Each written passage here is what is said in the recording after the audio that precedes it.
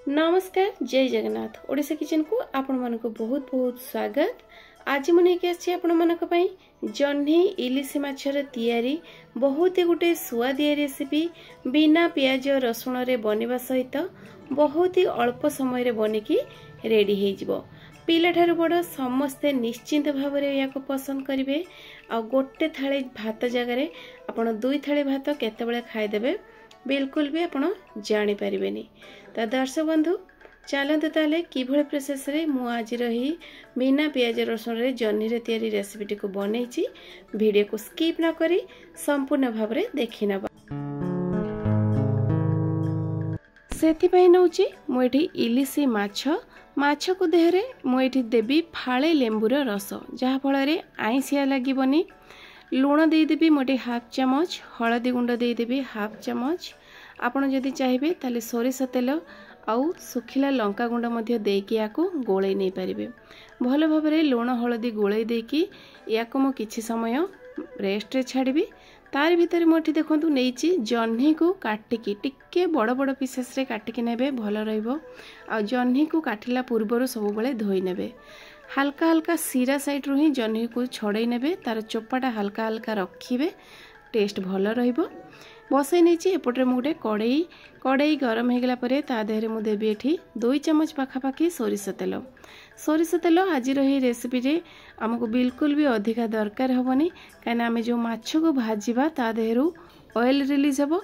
आ से माछ तेल रे ही आज आम आज रेसिपी को रेडी करवा। तो ये 5 पीस माछ को मु तेल देहरे दे देइछि। आ गोटे साइड 2 मिनट पाखापाखी फ्राए कर नेछि। अधिका इलिसी माछ को बिल्कुल भी भाजबेनी नहले तार टेस्टटा टिके सेते भल आसीबनी। तो आउ गोटे साइड मध्य आमे उल्टे देबा आ भल भाव में 2 मिनट पाखापाखी भाजी नबा। तो दर्शक बंधु आज रही रेसिपीटी मु बिना पियाज रसुण रे बनाउछि। आशा करछि आपण मानकु निश्चिंत भाव में भल लागिबो। भल लागिले प्लीज लाइक करिवे, रिलेटिव्स के मध्य रे शेयर करिवे। आउ चैनल जदि नुआ अछंती सब्सक्राइब करि नाहंती ताले प्लीज सब्सक्राइब करिवे काइना आज रेसिपीटी बहुत ही अल्प तेल मसला रे बनिबो। तो एपटे देखंतु सबु माछ को मु भाजी सारला परे जो तेल बळिची सेइथिरे ही आज मु तरकारी बनेबी। तबे तेल गरम अछि ता देहरे दे देबी मु एठे गोटे तेज पत्र आउ दे देबी मु एठे हाफ चमच 5 फुटण बदल रे आपण चाहिले कला जीरा नहले गोटा जीरा मध्य यूज करि परिबे। 2-3टा सुखिला लंका देकी मसला सब टिके फुटे आसला परे एठी मु नेइची गोटे बड़ साइज रो आलू को टिके मोटा मोटा लंबा लंबा पीसेस रे काटे नेइची। एही रेसिपी रे मु आलू देइची। आपण जदि चाहिए आलू को स्किप करि परिबे, आलू न देले मध्य चलिबो। आलू को एठी टिके लाल कलर हैला पर्यंत आमे भाजी नबा आ सिझिबा पई घोडणी लगेई देबा। गैस रो फ्लेम को मीडियम रे रखिबा। एट देखंतु 3-4 मिनिट भितरे आलू बढ़िया भाव रे सिझी गलानी, लाल मध्य हो जाइछि आ 60% पाखापाखी सिझी जाइछि। एबे आमे देई देबा जो जह्नी को काटिकी रखिथिली देई देबी। आउ नेइछि मटी गोटे बड़ साइज रो टमाटो ताको मध्य देई देबी। ए सब देई साला परे गैस रो फ्लेम को आमे पूरा हाई रे रखिबा।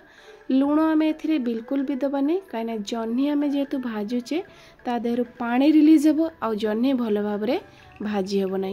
तेणु आमे घोडणी लगेइबानी किंबा फ्लेम को एठी स्लो रे रखिबानी, पूरा पूरी हाई फ्लेम रे रखिबा।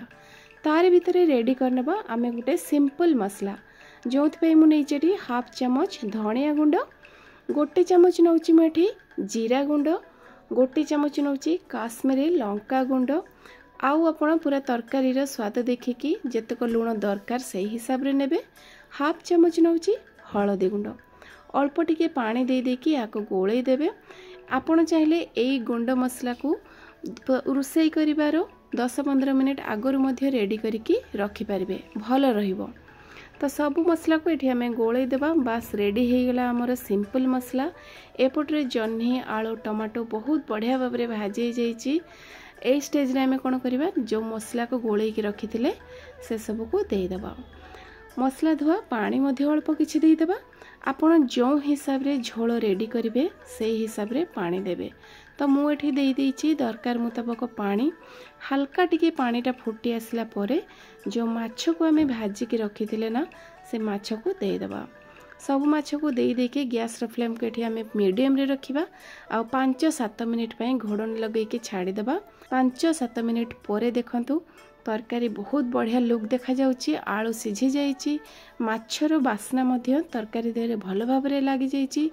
पूरा परफेक्ट बिना पियाज रसुण अदारे तैयारी होइची बोली केही भी देखिले कहबेनी। आउ एई रेसिपी को ना आपण गरम गरम भात सहित खाइबे, गोटे थाली बदल रे आपण 2 थाली भात खाइदेबे केतेबेले जानि भी पारिबेनी। तेणु मु निश्चय चाहिबी एई भली प्रोसेस रे आपण बिना पियाज रसुण अदारे अल्प तेल मसला रे घरे बनांतु, निजे खांतु, समस्त को खुआंतु, घर को जेकोसी गेस्ट आसले मध्य बनाई दियंतु। तो दर्शक बंधु पुणी देखाबा आ गोटे नुआ भिडियो रे नुआ रेसिपी सहित। से पर्यंत रहउची नमस्कार, जय जगन्नाथ।